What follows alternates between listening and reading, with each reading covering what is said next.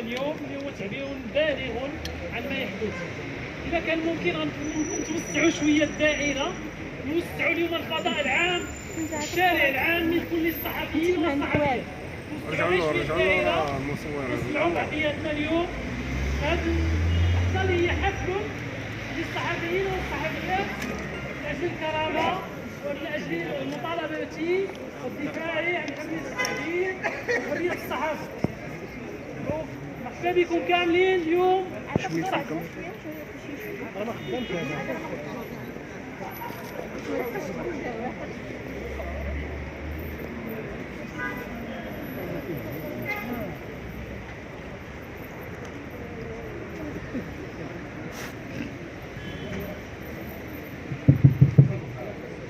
السلام عليكم.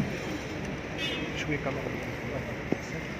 باسم اللجنة وباسم الصحفيين اللي بلغ العدد ديالهم اليوم أكثر من 300 صحفي وصحفية مغربية ومغربي، غنقول عليكم واحد كلمات ديال هذا المبادئ وتتليها بعد كلمات ديال الهيئات المهنية وهيئة الدفاع الحاضرة معنا اليوم. الزميلات والزملاء من بناتي وأبناء مهنة الصحافة في وطننا، الصديقات والأصدقاء من ممثلي الهيئات المهنية والسياسية والحقوقية والمدنية، خوتنا وخواتاتنا في هذا الوطن اللي واقفين اليوم بعد هذا الصمت المهيب. لقد شاهدتم كما شاهد مئات آلاف من المشاهدين الشأن العام في المغرب اجتماع ما سمي بلجنة أخلاقيات المهنة تابعة للمجلس الوطني للصحافة المنتهية ولايته في 2022 قبل أن ينتدب المهدي بن سعيد وزير الشباب والثقافة والتواصل نيابة عن الحكومة صحفيين وناشرين ويعينهم موظفين فيما سمي باللجنة المؤقتة التي حدثت بموجب قانون 15/24 واللي انتهت الولاية ديالها في بداية هذا الخريف من هذه السنة. هو الخريف اللي أسقط ورقة التوت الأخيرة عن مركب المصالح اللي اختطف الصحافة في المغرب، مستعملا في هذا الاختطاف ديالو المال والتخويف والتشريعات الماسة بالكرامة. لقد شاهدتم مسلخا ينزع فيه جلد الصحفي حميد المهداوي من طرف من يفترض أنهم بنو جلدته، مستعملين في ذلك أساليب منحطة قصد إلحاق أكبر أذى في صحفي أعزل.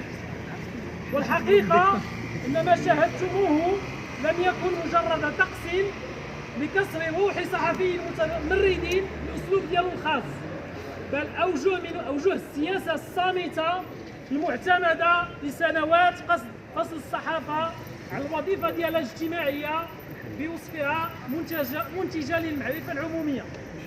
وهذا الشيء تياخذ بزاف المظاهر، قرارات حكومية والتشريع والمال العام وسلوك الحكام، قضايا حقوق والحريات والنهب والفساد والجرائم البيئية اللي خصها تكون نورمالمون صلب الاهتمام ديال الصحافة وغيرها من الملفات اللي تتمس المواطنين بشكل مباشر قبل أن تمس شأنا خاصا يوم الصحفي.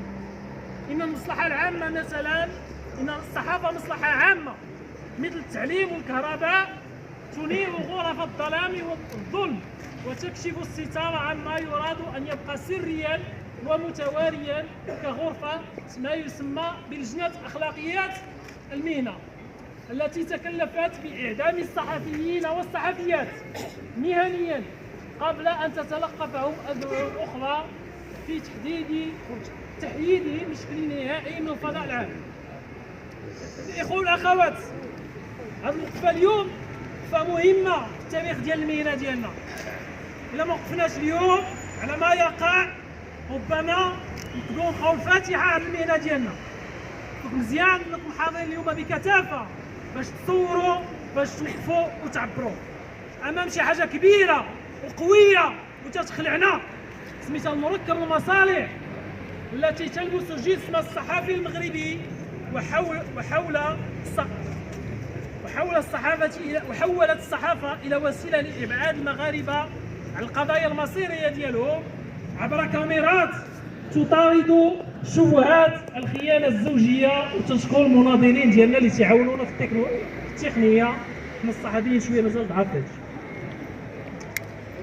قلت لكم كاين واحد المركب اصلاحي الخدمة ديالو في الصحافة اليوم هي إطارة شبهات الخيانة الزوجية فوق أسطح الأحياء الشعبية، كما نقف ضد الذين اختنوا من الميزانية العمومية ومن الإشهار العام والخاص وتحولوا لأذرع تواصلية تخدم مراكز النفوذ المالية والسياسية وتقدم الدعاية الفجة في توبيل المقال الصحفي.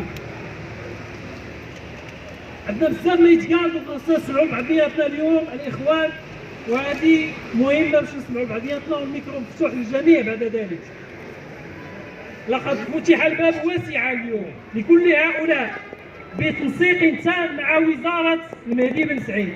داكشي علاش جينا اليوم للوزارة، ما جيناش للبرلمان، ما جيناش للمجلس.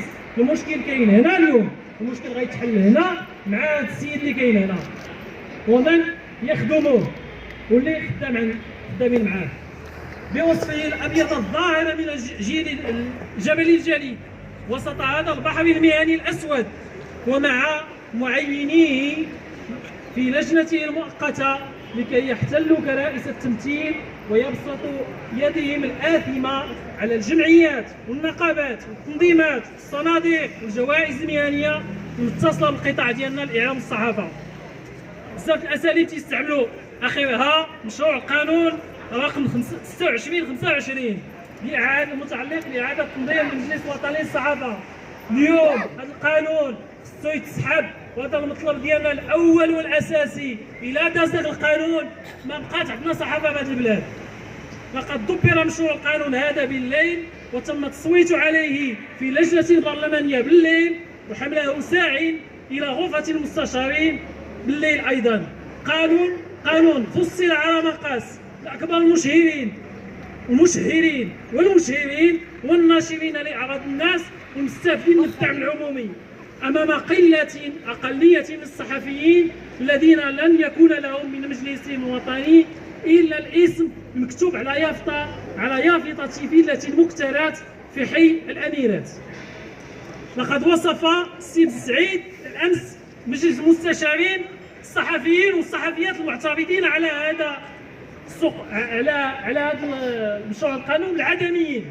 حنا تنقولوا ليه اليوم، وهذا التصريح هذا تيفضح الاصطفاف ديالو الى جانب لجنه العار التي عينها كما يفضح مشروع السلطه لهندسه المجلس الوطني من الفوق، بما يجعل الصحافه قطاعا يسهل التحكم ديالو. لم يستطع الوزير ولو لحظه ومنذ ان فاحت رائحه الفضيحه ان يتحدث عن جوهرها، بل اختار وبشكل منهجي التوسل للغه الخشب وبسوء النيه عن المؤسسه اللي في شكلها الحالي، وقد كان ذلك على حساب قيم النزاهه والشفافيه والمهنيه والمشروعيه. لقد اختار الوزير خطاب التشيطين عندما تمسك بشيطنه النقد والتهجم على الديناميه التي تعبر عن عافيه الجسد الصحفي رغم شده المرض. تنذكروا ان الديناميه كانت قبل من هذا الشيء كانوا نقابات وهيئات مهنيه وغيتدخلوا عدد منهم هذا الموضوع. ان تطرف الوزير في الدفاع عن الجريمه التي ترتكب في حق الصحافه وعمل الحكومه على نحو ادلتها الماديه مرده ان المشروع الحالي للمجلس هو مشروع السلطه وليس مشروع الصحفيه والصحفيين، وان اي قطيعه من التصور الحالي للمجلس هي قطيعه للحبال التي ربطتها السلطه باحكام حول اطراف صاحبه الجلاله.